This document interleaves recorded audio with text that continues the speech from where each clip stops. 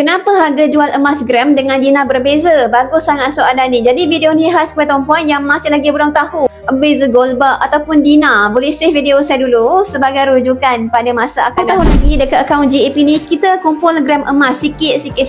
Tapi public tak tahu lagi tuan-puan nak keluarkan gold bar ke ataupun dinar. Mengikut kehendak tuan-puan sendiri. Saya ada 34 gram. Saya boleh buat keputusan nak kumpul lagi atau nak keluarkan 5 dinar seperti ini. Ia mengikut kesesuaian saja. Jadi bagi yang belum tahu lagi perbezaan antara gold bar macam ni dan juga dinar yang macam ni adalah bentuk sahaja. Keturunannya sama tuan-puan, 999.9.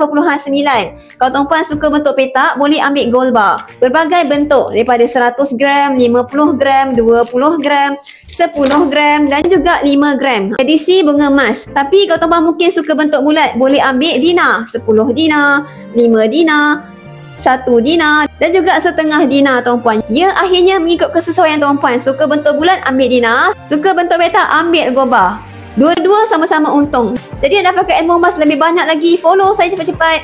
Dan yang belum ada akaun Mama Bigo lagi, rujuk pin video saya ataupun isi borang biru kat bawah ni untuk saya bantu tuan-puan sampai kaya.